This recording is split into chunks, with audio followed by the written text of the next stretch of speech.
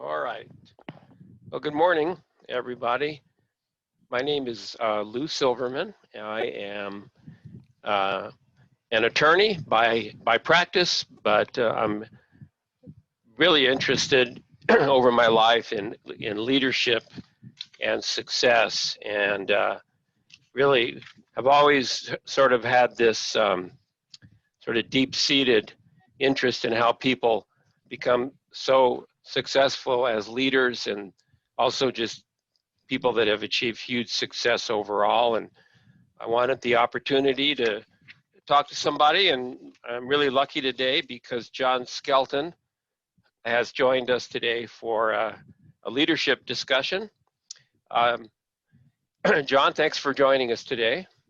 Yeah, thanks for having me, Lou, and thanks for Welcome. thinking of me when it comes to leadership. I appreciate that. No, absolutely.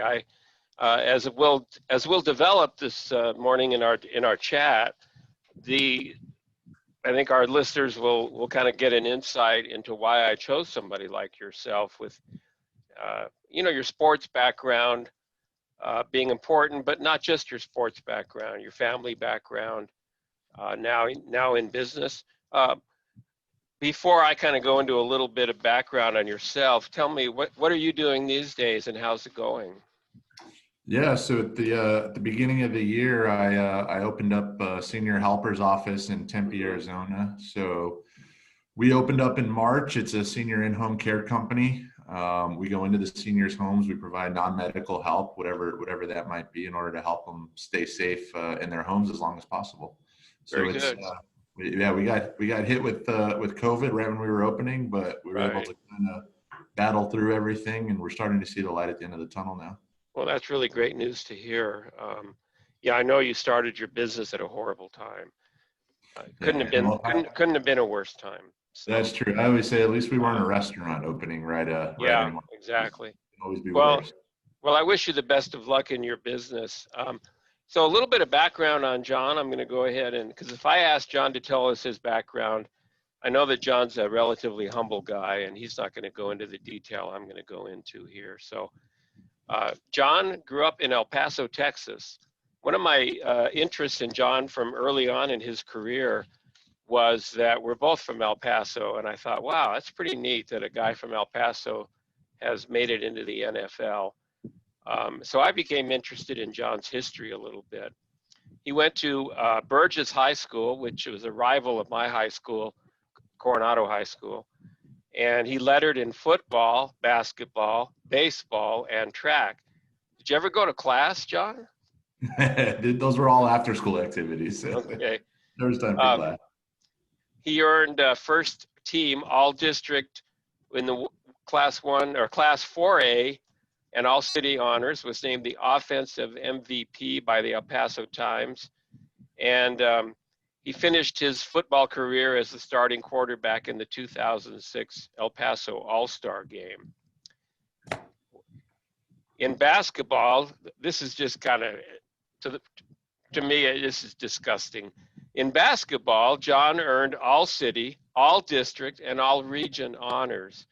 Changing positions every year in baseball, he earned all district honors all 4 years and all city honors in 2006. You know, I used to hate guys like you. When I was in high school, you were the guy, number one, who I would never talk to, so it wouldn't matter. And number two, you wouldn't talk to me, so it wouldn't matter. So anyway, I spoke to everyone. I'm sure you did. I'm sure you did. But I mean, just growing up in that environment, with just that massive amount of success at a relatively young age, and I'm sure you were the Pop Warner star and the elementary school star. I don't know. I'm just kind of interested. What does that do to a guy's head? How do you assimilate the real life that you're leading now with what was going on back then?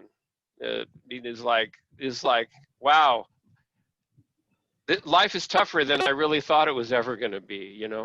Yeah, well, I think when you get to a certain age and you become an adult, you reality hits you in the face when you have a mortgage and Yeah. Children you got to feed and stuff like that. But going back to when you're growing up, especially when I was growing up, both my parents were school teachers. My dad was my coach growing up, so I started playing t-ball as a 3-year-old. My brother is 16 months younger than me. He played all the sports with me. We grew up together playing everything. And it's just from that young age, it was instilled in me to work hard. There's obviously a certain amount of natural ability that I was given. Both my parents being athletes, I had uncles on both sides that were great athletes that played in college as well. And it just so happens that because I had the athletic bone, my dad coached us and coached us hard. He never coached us any different than any other guys on the team that I played with growing up. So it was, in today's day, people focus on one sport and they're in that sport from a young age and that's all they do. And a lot of them end up getting burned out. But I always look forward to one season ending and rolling into that next season. So, it was baseball during the summer. We would travel all over the Southwest for tournaments. It was, instead of going on family vacations, we went on baseball tournaments out of town. And then as soon as we got into school and we started fall, we rolled into football season. I played first base in baseball most of my life, and then I didn't really pitch. It didn't really translate, but I played quarterback when I was younger. And then basketball, I was really the only one that could handle the ball very well when I was younger. So I was a point guard, even though I was one of the taller ones. And then in high school, I kind of developed more into the inside game. So just my whole life's been focused around sports and around developing my skills in whatever sport it is. You went on to play football in college at Fordham University. And I know growing up in El Paso, was there an interest in going to UTEP, either on your part or their part? My dad was an offensive lineman at UTEP, and they never had good teams when he was there. John, I'm being from El Paso. They don't have good teams at UTEP. It's just the way it is, They try. There was a couple bowl years when I was in, I think middle school or high school. They went to a bowl a couple times, I think.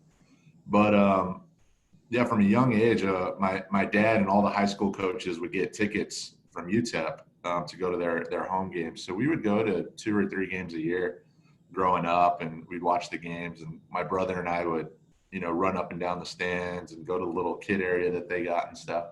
So I was around UTEP football. My dad played there, obviously. And when I got into high school, I started getting recruited. They would leave tickets for me and my family to go to the game. And I got recruited pretty good by Mike Price when he was there and his boys that were coaching on the team. But when push came to shove, they didn't offer a scholarship. They wanted me to be a preferred walk-on, which unfortunately is what they do to a lot of kids, a lot of local kids. They'll kind of lead them down that path and then not offer a scholarship. And I knew I wanted to get my college paid for, and I knew there was someone out there that was going to offer me a scholarship. So I visited some schools in Texas, SMU, Texas Tech, TCU, but none of those schools offered scholarships either. And my uncle Javier, I had 2 of them, Javier and Mario, that ended up going to Columbia University for school when they were leaving Burgess. Also, they went to the same high school I did. And my uncle Javier says, "Hey kid, let's go up to the Northeast. Let's go visit some of these smaller academic schools because you're not getting any love from these Texas schools." Right. So we went up and we did a kind of a tour of schools, a lot of schools that I had never heard of. One of them being Fordham. We visited Holy Cross. We visited Columbia University. We even visited some prep schools in Connecticut. And at the end of the day, Fordham was the only scholarship offer that I got, and they were going through a transition with a new coach, new coaching staff, so they were a little bit behind the 8 ball. I met with Coach Tom Masella, and he actually flew down to El Paso and visited my parents and, watched me play basketball as it was basketball season at the time. And the rest is history. I boarded a plane with my parents, went out for the summer, started summer school at Fordham, and ended up playing 4 years there. So, John, you as a freshman, weren't real happy because you weren't the starting quarterback, and you felt that you could be. And then you were. I think it was in the first game of the season that you were put into the game at halftime. You were told you're in, and you started at Fordham for the next that season and for the next three, right? Yeah, so it wasn't the first game of the year. It was probably the third or Okay. fourth game of the year when Okay. they gave me an opportunity to play, and it was hard just sitting around watching, going through training camp and going through the first few games, not being able to play. My whole life, I was the guy, I was the starter.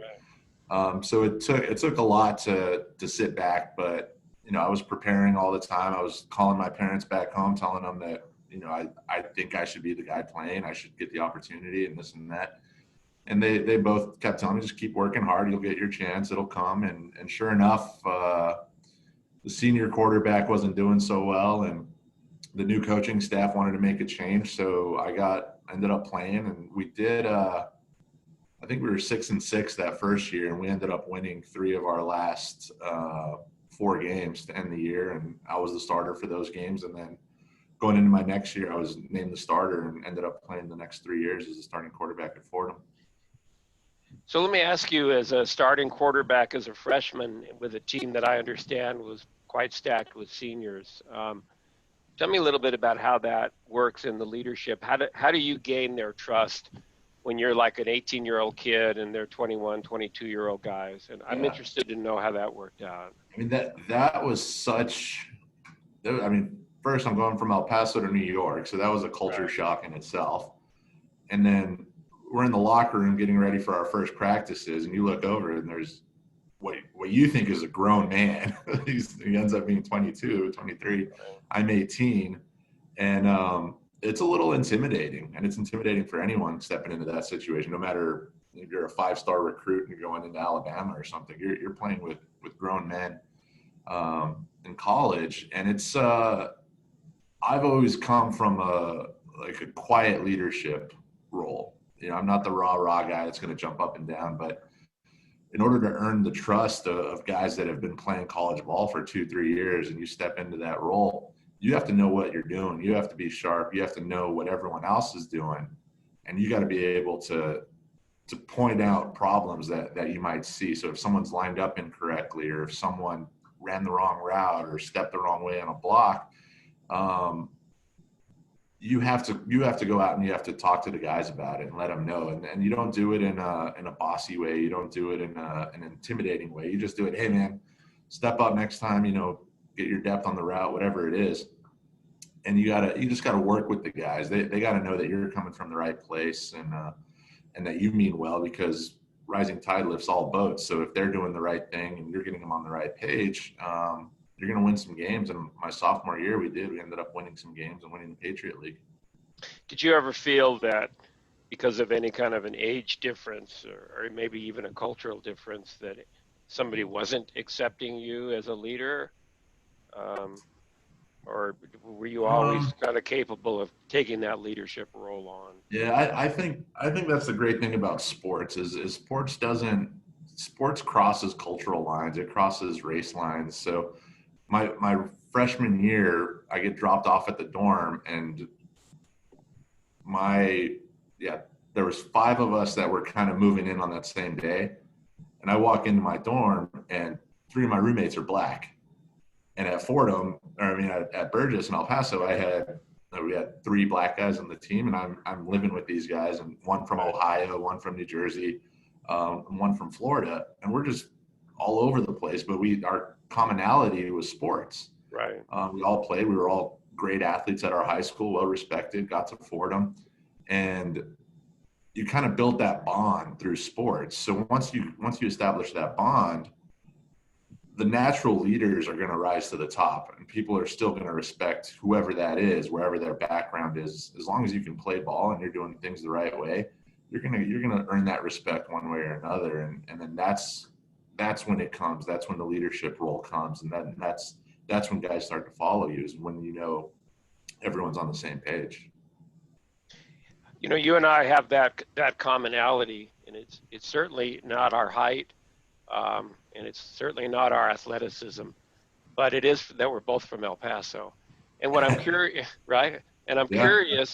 I'm curious. I know that growing up in El Paso has affected my outlook on life in a number of ways.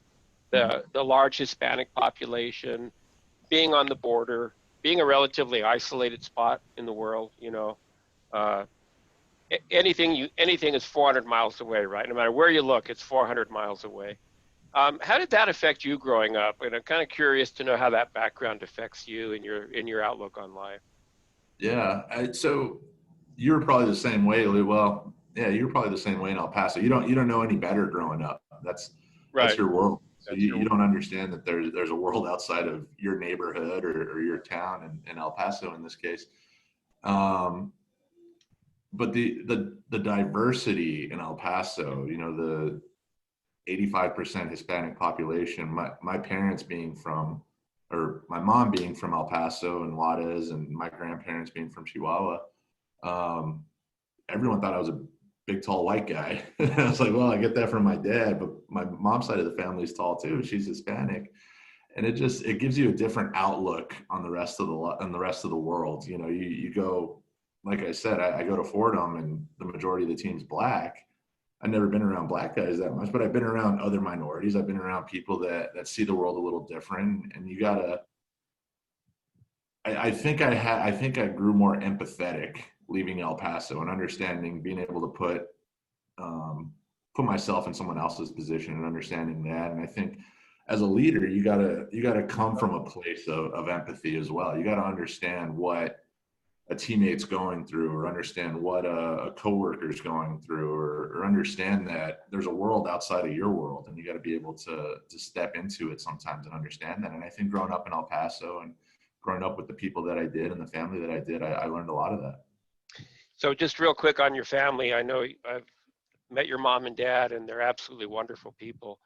Um, I've gotten to know you, and you're humble. I mean, you've had a lot of success, but you don't radiate that kind of an attitude. You're a humble guy. Tell me a little bit about how your mom and dad contributed to that attitude.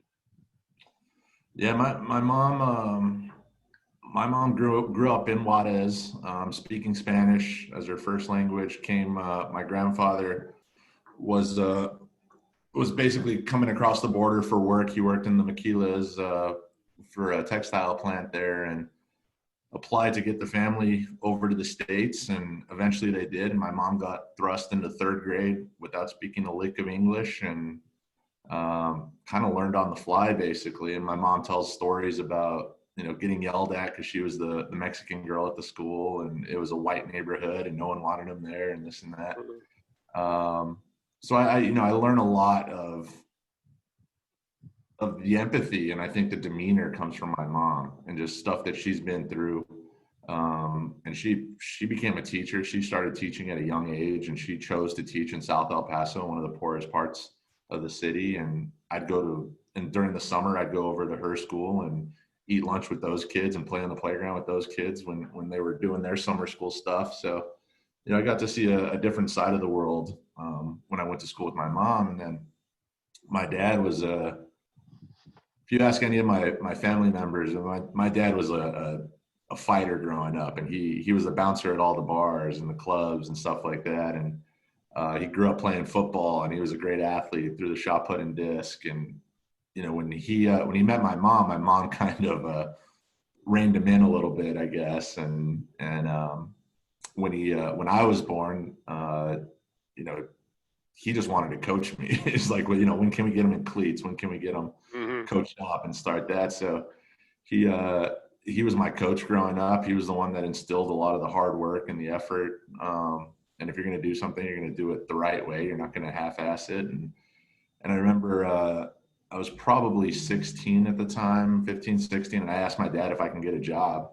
And my dad goes, no, your job is to work hard at sports and get good grades. It's like, that's what your job's right now. If you need money for the mall or something like that, we'll give it to you, within reason. Yeah. And that's what I did. I got good grades. I got A's and B's. We were always school first, sports second, but we did a lot of the stuff we did together as a family. Well, I know that you're from an athletic family. Your brother Steve is equally athletic as you, and your sister Sarah, Yeah. all college athletes. I'd Quite argue a that I'm more athletic than my brother, but he would argue the other way. quite a family. He's bigger and stronger. He played tight end, so he hung out in the weight room a lot more than I did. Well, it's quite an athletic family, I'll tell you. Um, I mentioned there's one more thing we have in common. Long before you came along, it's a coincidence, but unfortunately I didn't know it. But back when I was still living in El Paso and going to UTEP football games, I was a big fan. Obviously, I love sports. Your dad played for UTEP as a lineman, only I didn't know it because linemen don't get that accolade. I didn't know who John Skelton Sr. was, but I saw him play. It's kind of funny. Ed Hockley from also the NFL ref. He played at UTEP. So there's a few guys that I saw back in those days. Fred Carr, who ended up playing with Green Bay Packers, he was a tremendous football player. I'm sure your dad knows him. Andy Reid was one of the coaches on that. Yeah, so there have been some pretty decent players that have come through there. Chris Jackie, the kicker, was a great kicker, but not very many. Oh, and then the guy with the Packers now, Aaron Jones. Aaron Jones, yeah. Yeah, wow. But he wasn't your teammate at Burgess. He did go to Burgess, right? He did go to Burgess. He's probably about 6 years younger than me. Okay, so but he's done a great job representing El Paso, Burgess, and UTEP. Actually, if he were your age, he wouldn't be running anymore. The running back life isn't long enough to still be playing, is it? So I want to go into the NFL success with you for a moment. You were drafted by the Cardinals. Did you expect to be drafted? Well, if we rewind, I was just happy to get a scholarship to play football. So I wasn't thinking NFL whatsoever. I said I get to play football for 4 years and get most of my college paid for. I'll do that. And then we had some success my sophomore year. We won the Patriot League, went to the playoffs, the FCS playoffs. And then it was going into my junior year, kind of halfway through my junior year, we started having scouts come by and talk to me and request my film and this and that. So then, my coaches there at Fordham were like, hey, you keep working hard, you might have a shot at this. And we were doing well as an offense. I was putting up good numbers. We ended up being 6-6, I think, both my junior and senior year.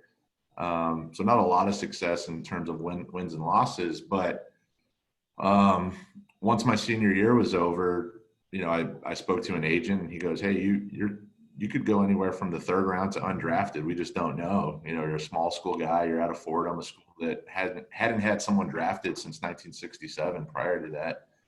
And I went out to Arizona, coincidentally enough, to do some combine training at a place called Fisher Sports.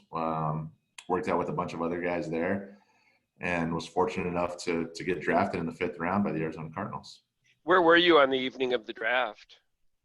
I was in New York. So my uncle, who I mentioned earlier, he's got an apartment in Lower Manhattan. My whole family was out there.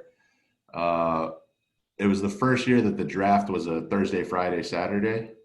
So the first round on Friday, we knew for sure that wasn't going to happen. So we got together at a steakhouse.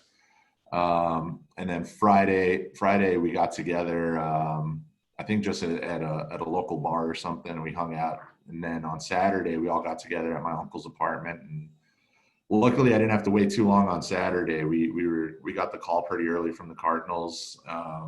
Everyone's sitting there. I'm on the phone, and I'm talking with the coaching staff and Ken Wisenhunt, and he says, hey, we're going to draft you right here with this pick.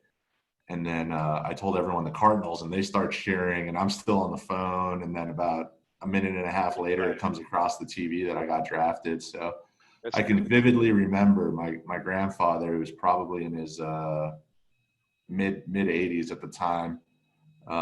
He told my family, like, I'm not getting on an airplane again. I'm done traveling. But then we told him, like, hey, your grandson has a chance to get drafted. We're all going to be in New York. And he's like, yeah, I'll be there. Wow, that's a good story. He was the first one I saw when I got drafted, and he's got tears running down his eyes. So he and my family is probably the epitome of the American dream, just. I was going to say, tell us a little bit about your grandfather. I know you mentioned that he's from Mexico, Yeah. right? And he immigrated to the United States. Tell us a little bit about his background. Yeah, well, if you asked him when he was around, he was a heavyweight champion boxer. He was a fighter pilot in the Mexican Air Force. He fought pirates. Yeah, there's so many stories that my grandfather would tell, but he Are was. any of them true? It depends who you ask. But he was a hard worker. He was working the fields in California when he was a teenager. Wow. As a migrant worker, and eventually moved to Juarez, met my mom, my grandmother, got married. My oldest uncle, Miguel Loya, is named after my grandfather. He was crossing the border every day to go to school in the States.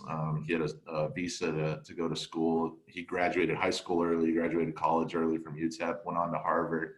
And then, like I said, my mom was in third grade. My grandfather was working in the textile plants at Farah there in El Paso, and eventually got the green light from the government for citizenship, and brought the rest of my family over and my mom.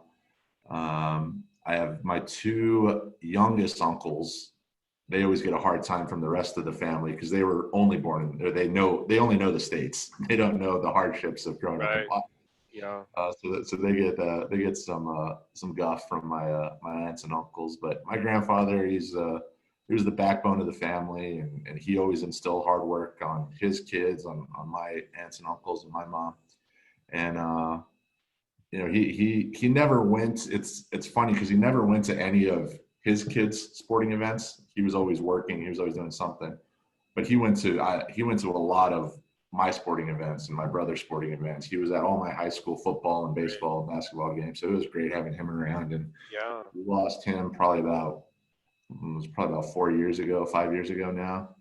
And he was a great guy, just the type of guy that you want as a grandfather. Yeah. Unfortunately, my grandparents had all passed away by the time I was born. I never had grandparents, and I sadly miss not having that experience. So, John, I'm going to share a screen with you. So you're playing for the Cardinals, and well, I'm not going to get to the screen yet. Tell us a little bit, because I know you're playing for the Cardinals. You're a backup quarterback. If I understand, you started as the third backup quarterback. Yeah. You worked your way up. Tell us a little bit, in not too long, because I know this story could go forever, but how the transition occurred to your being told you're our starting quarterback. Yeah, so I got into camp. Kurt Warner had just retired. Matt Leinart was supposed to be the starter. He had been with the Cardinals about 3 years already. And then they brought in Derek Anderson to be the backup, basically. And I was drafted, and they brought in Max Hall as an undrafted free agent. And Wisenhunt and the offensive staff basically said, hey, use this year kind of as a redshirt year. We don't plan on playing you. We want you to learn as much as you can, get used to the NFL game. And it was a big step going from Fordham and college to the pros. It's a big step for anyone, but I think I especially kind of struggled early on in training camp and early in the season. But through Matt Leinart getting traded and Derek Anderson not doing so well, and then a couple injuries, I got thrown in. It was probably the fifth to last game of the year, and there was an injury, and they're like, hey, get in there. What game? John, what year are we talking about here? This was 2010. Okay. Now, was Kevin Cobb with the team at that point, or was that later? Yeah, he came in next year. Okay. And I basically, halfway through the third quarter, got thrown into a game because of injury. And I honestly think that's the best way to do it if you're a first time playing in the NFL, is just get thrust in there, because then you don't got to think about it. You just just go in there and play. I completed a few balls in that first game. And then I ended up starting the last 4 games of my rookie year. And we ended up winning 2 of them and getting the team to 8-8 that first year. And then that was kind of the start of my NFL career and actually playing and stuff. And then we went into that next season, the 2011 season.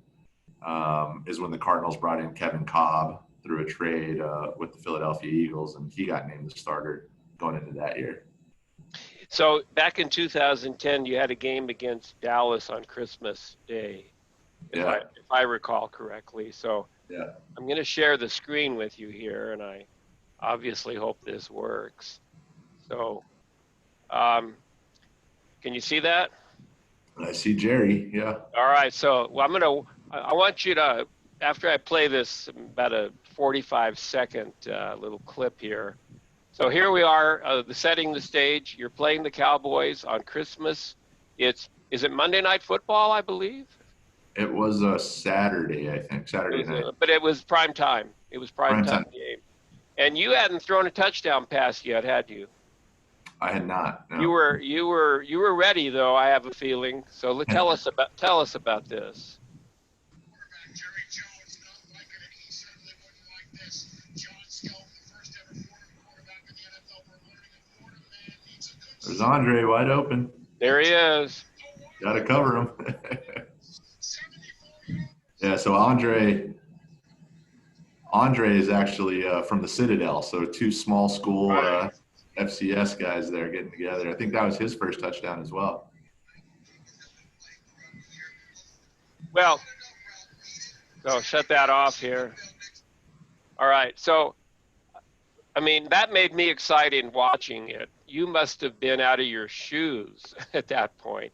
Dallas Cowboys, you're from Texas, and you beat them on Christmas Day. My God, what a gift, huh? Yeah.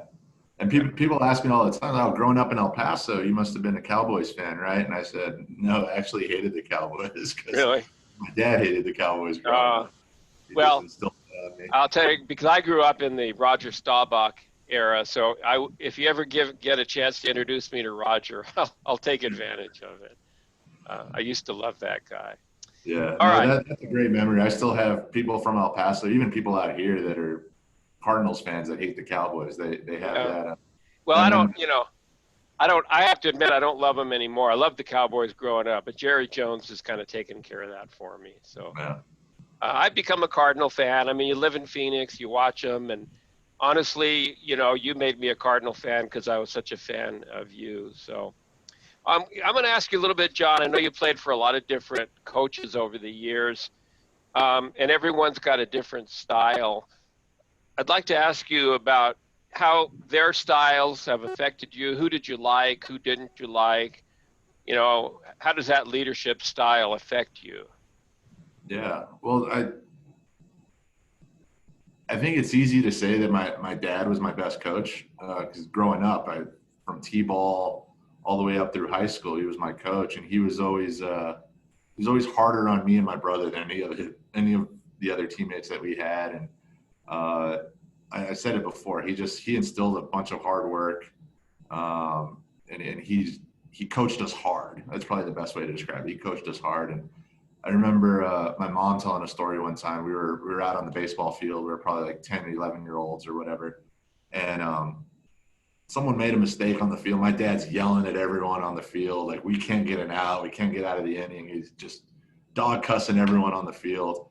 And we come in, we finally end the half inning, and we come in, and we're about to get our bats ready to go. And he goes, hey, all right, guys, let's have a little fun out there, right? Let's get some hits. Let's get back in the game. So one of the parents on the other team goes, oh, my God, how do you let your kids play for that man? He's so rude, and the way he talks to the kids. I was like, but they don't understand. Like, he's coaching us hard. We make a mistake, he lets us know. But all my buddies and all my teammates, they love playing for my dad. Like, he knew that everyone knew that he had our backs if something went sideways and stuff like that. And I think his style, his personality and my personality are a little different. He's pretty fiery. I'm more even keel like my mom.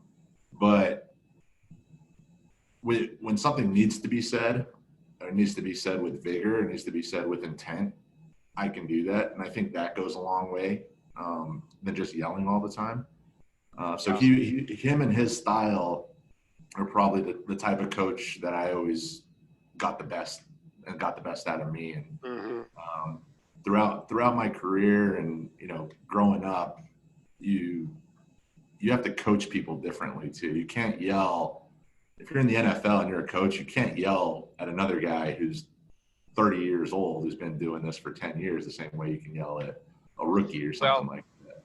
I assume too that a coach in the NFL or any coach now knows there's TV cameras on them, and you've got to be careful about getting in somebody's face because it's on TV, and you get called into the principal's office probably about it. You still got to coach your way, your personality. It's I remember Hugh Jackson. So Hugh Jackson was the running backs coach when I was in Cincinnati, and he went on to be the Cleveland Browns head coach. He was the Raiders coach before that. And he had a dismal record with the Browns, but I thought he was a great coach. Like, his personality, guys loved playing for him. He was on Hard Knocks when it was with the Browns, and he goes, "I sit here, I'm the head coach. It's like, what I say, we do. When you're the head coach, you can sit here and we'll do the way you want to do." And that's just speaking truth. It's my team. The team's going to take on my personality, and that's what's going to happen. Unfortunately, he didn't win a lot of games, but being around him when I was in Cincinnati was pretty cool. I should take a 30-second pause and go tell my team, I'm the leader. We're going to do it my way. I want to go inside the huddle with you, if you don't mind.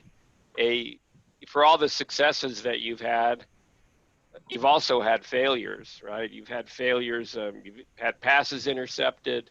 You've lost games. You've probably gotten some routes screwed up and threw it to the wrong guy. How do you handle failure as an NFL guy and now as a non-NFL guy? How do you deal with it, and how do you move forward from failure? Well, Lou, the whole world is filled with ups and downs and ebb and flows, and it's all about how you deal with them. So no one wants to throw an interception, or no one wants to get benched or get pulled out of a game or anything like that. But at the end of the day, you got to roll with the punches. So I think as long as, at least when I was playing, whenever I made a mistake, I went back and I analyzed it. Why did I make this mistake? What was the reasoning behind what I did, or to try to correct it? You try not to make the same mistake twice. And a lot of times in the NFL, if you do make the same mistake twice, you end up getting benched, or in my case, you get benched and then you get cut and you get cut again. So you just take it all as lessons, really. There's failures that you can't prevent.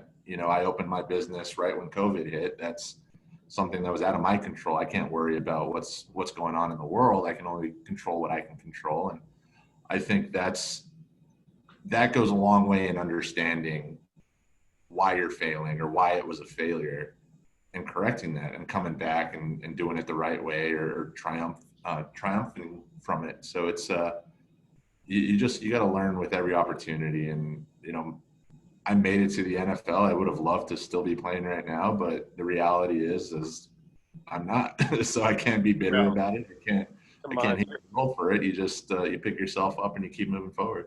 John, you're making more money now than you would be in your 10th year in the NFL. Come on now. I don't know about that. Maybe 10 years from now with the business, I will. Tell me a little bit about, I know that anybody that says, hey, you had an opportunity to interview John Skelton, you have to ask about Larry Fitzgerald, right? So I'm going to take on that burden. I'm not going to ask you so much what he's like, but as you coming in as the team's quarterback, and you're playing with a Hall of Fame guy. You're playing with Mickey Mantle, Roger Maris. How did that? Tell me a little bit about that, and how was Larry to work with as a young guy like that? Yeah, Larry's a great person. I always tell people he'll give you the shirt off of his back. If you get in a sideways spot or something, you need some help, he'll be there to help you. He always helps all the rookie receivers. He had some of them stayed at his house for periods of time, and he worked out with them. He kind of brought them along with him. And as a quarterback, it's a little intimidating to be in a huddle with a Hall of Famer like that, but it's also intimidating to be with offensive linemen that are, guys that got your back, and they're doing everything still. But Larry Larry in the locker room and in the meetings and stuff like that, he's still a normal guy. Like he still gets, he gets jabs from guys all the time. He gets jabs. And he's just a great guy to be around in the locker room. And I remember in practice one time, I overthrew him probably by about 3 or 4 yards. And Mike Miller, our offensive coordinator, says, "Hey, we have one rule. It's don't overthrow Larry." And I'm like, "Yeah." And he goes, "No, you don't understand. There's 2 reasons you don't overthrow Larry. One, if you put it anywhere near him, he's going to catch the ball." He says, 2, he's a little nervous about his speed. He doesn't think he's as fast as he should be. So if you overthrow him, it kind of brings down his self-esteem a little bit. I'm like, okay. But he was a workhorse, man. He worked hard. He brought guys along with him to work hard, and he made everyone better. Tell me if I'm wrong about this statement. When I watch Larry play, you wonder how can a guy be in the NFL as many seasons as he's been and not have a major injury. He seems to be smart on the field. Like some guys will catch the ball and they want that extra 2 or 3 yards and they get battered for it. Larry seems to know when to go down and avoid the hits. Is that a fair statement? Yeah, he's just a smart football player. He knows where the defenders are. He knows if he catches a certain route where the first hit's going to come from, and he protects himself that way. And he's just a smart football player all around. And when he messed up, guys called him out on it, but he wouldn't mess up twice on the same thing. So tell me a little bit about yourself, because you've told me a story when I know you didn't have the best offensive line when you were with the Cardinals. And I know you're not going to call out any of your teammates. That's not your style. But you've told me a story about a guy that kept battering you. And finally I said, "John, what do these guys say to you when they've battered you?" It told me about, I think, a Redskin that after you're on the ground and he's hit you and he apologized. And can you tell me about that one? So we were playing, it was the 49ers, and Justin Smith, that's right, yeah. He plays the defensive guard, so he's usually lined up over the guard or center somewhere in there. So in this particular case, he was lined up right between the guard and center, and I was under center. I snapped the ball. Right when I snapped the ball, I take my first step, and center goes to the right, guard goes to the left. He goes untouched. And as I'm going back into my drop, he grabs me and he puts me right into the ground. And he goes, "Hey, I got you, Skelton. Let me help you up." And he helps me up, and he landed right on my chest. They know how to do that when they're the D linemen. Yeah. And knocked my air out. I'm like, "Oh, thanks a lot, man. Appreciate it." And then we get to the sideline, and my guard at the time, Darren College, he'll tell you the story too, so it's okay if I say his name. He goes, "Hey, Skelton, that's my bad. I went the wrong way." I'm like, yeah, Darren, I know. I noticed. Yeah. But that's, everyone says, "Oh, you got a terrible offensive line and these guys didn't block." And they're like, these guys did the best they could. No one fails on purpose. No one messes up or goes the wrong way on purpose. These guys they're getting paid to do a job. And, I never use that as an excuse. And I love playing with those guys. We used to play golf all the time together. And, it is what it is. You're a product of your circumstances, right? Right. So, John, you strike me as being an incredibly authentic person. Tell me just the final subject I want to cover with you is how important is authenticity in one's leadership skills, and being yourself and knowing yourself.